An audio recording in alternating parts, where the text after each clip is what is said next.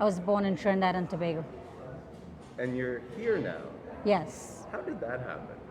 Well, my brother was born in the U.S. Virgin Islands. My mom had came to visit my grandpa, and so he was born in the U.S. Virgin Islands. So my grandma was living in the Virgin Islands for a long time, so she applied for us to move to the Virgin Islands. And then the Virgin Islands is a little country, so it's really small. So my dad's a machinist. So he was looking for work. So we had family in Texas who offered him to move over here. So he came here shortly after we moved to the U.S. Virgin Islands, and then he bought us up, I want to say a few months later. So To Portland? to Ingleside, actually. Ingleside, Texas. So you came here from the U.S. Virgin Islands to Ingleside, Texas. Yes. And the reason why? Family. Family. Yes. Because your dad was here, right? Did you have other relatives here as well? Or? Yeah, I had my aunt, my uncle. I have a lot of family that's in Texas. And when you got here, how old were you? I was 13. Weren't those good days? Or maybe not. I was bullied. I don't know about you. I wasn't bullied, but it was a big adjustment. Like moving from a country like Trinidad to moving to Texas, like being a different color, being a different race. It was hard. But we got through it. I got older, and like when I first moved here, I was like, you know what? I'm not proud of who I am, because people make fun of you when you're from different countries. But as I grew older, I learned to love myself. So I dropped out of high school at 11th grade because it's just the bullying took a toll on me. But then my dad was like, you need to get a job. My mom's like, you better be getting a job. So I got a job at Circle K, and I told my dad from the get-go, this is not what I want to do. So my dad's like, so what do you like? What's your favorite subject? I said, math. And he said, really? I said, yeah. He's like, would you like to go to school to be a pharmacy technician? I took the offer up. I went to school, became a pharmacy technician in 2005. So 2005 till now, currently I'm a pharmacy technician. I love it. Yes, I love it. I won't change it for anything. Let's get back to, that has got to be difficult. Because let me tell you this, when I moved to Tyler, you know where Tyler is? Yes. This was back in 2000, and I moved there from New York City. 8 million people to 70,000, and it's me, this tall, dark hair, you know what I mean? And people are like, who in the heck is that, right? I can only imagine what kind of toll did this take on your psyche when you were young like that?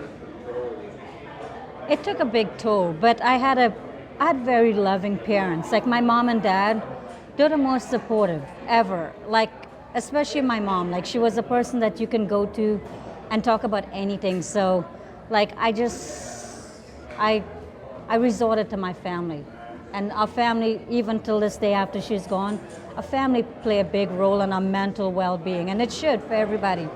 So my family means the world to me. I have friends who are like family, and I cherish them. I have 2 best friends I can call in the whole wide world, and they'll be here, click of a finger, they'll be here, but my strength came from my mom. My mom was a strong woman. Sorry? My mom was a very strong woman. And that's where you got your strength from? It's my mom. And she was always there for you? Always. Good, bad, no matter what we did, she always supported us. Now you've grown up. Yes. And you lost your mom. Lost my mom 2 years ago to ovarian cancer, yeah. What was that like for you? It was hard. So my mom basically had minor pains, and she went to the doctor a couple of times and did all the tests, and everything came back okay. And then one fateful day she went to the ER and she was diagnosed with cancer. It was just shocking. She got diagnosed on my dad's birthday actually, and passed away 6 months later. It was shocking. It was walking like, hey, I can't believe this. I was lost. Even when my mom left this world, I was lost. I never accepted it. Sometimes I still have hard time like walking like, hey, like she's gone, but I try to live my life every day as if my mom was here. If I wanted to say buy something, I'll be like, if my mom would approve, yes or no. If she won't, I won't do it. I try to live by her standards still, though she's not here.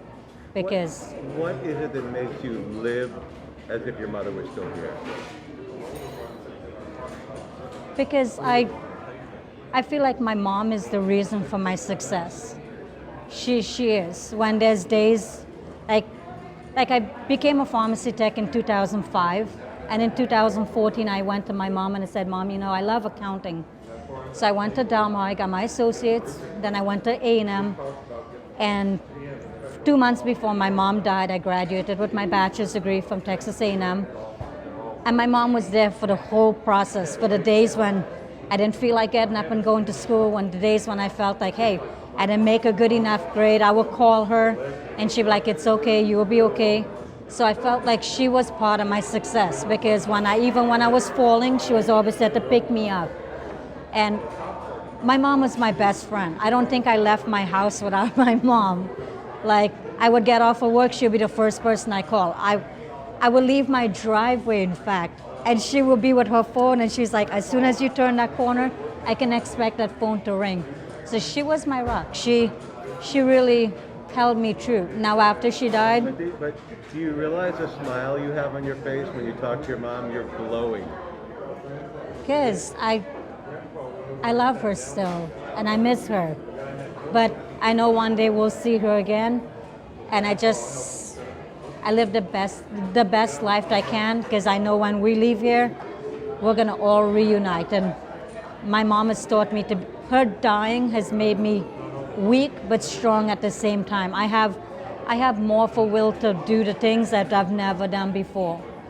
So I've started to... How does that do that? It's like, you've lost, I don't know what I'm going to be like. My mother just turned 80. I don't know what I'm going to do, because that's my only family link. How were you, and here you are, how were you able to get through that initial grief? You don't get over it. You just live. You just learn to live with it. There's good days, bad days. There's days I want to just crawl in a hole and don't ever come out. And then there's days like, hey, you know what? I'll see my mom in heaven. Like, I'm okay with it. She's no longer suffering. But then there's days I'm like, why, Lord? Like, my mom wanted to be here. Her life was just beginning. But I have my daughter. I have an 18-year-old daughter who's graduating from high school. It'll be my mom's first grandchild to graduate from high school. So it's a big deal. So my job is to live like if she was here and do the things that she would do if she was here. So you have one child? One daughter. One daughter. It sounds like your mother was such a huge dominating force in your life, and it sounds like you're taking it to your level with your daughter. Yeah. No? I won't. If I was... You're not your mother. If I was half of my mom, I'll be a better person. But my mom was a great person. No matter... Do you consider yourself lucky that you had a mother like that? Oh, beyond lucky. Grateful? Beyond. Like, even in my mom dying days, she was laying on the bed and she's like, I wish I gave you girls more than I can. And I said, no, Mom, you did. You raised beautiful kids. So when you go to be with the Lord, know that you raised a beautiful family. You raised great kids. You had a great husband. You had a great life. And even when you're gone, you'll still be my mom. And how important is faith in your family's life? Real important. That's what pulls us through every day. That's what pulls me through. But how do you reconcile the fact that God took your mother and left you without her? I'm angry at times. I think it's normal. But I serve the Lord, because when I go to church at times, I feel like that's my only connection to the Lord and my mom, because she's with him. So I feel that powerful feeling within me, like, hey, she's here. And I love it. I like it. But like I said, there's your moments. You have your down moments. but I'm grateful. I'm grateful to, even my friends call my mom mom. So, So regardless of where you are in your entire day, your mom is there and always will be there. Is that right? always, always.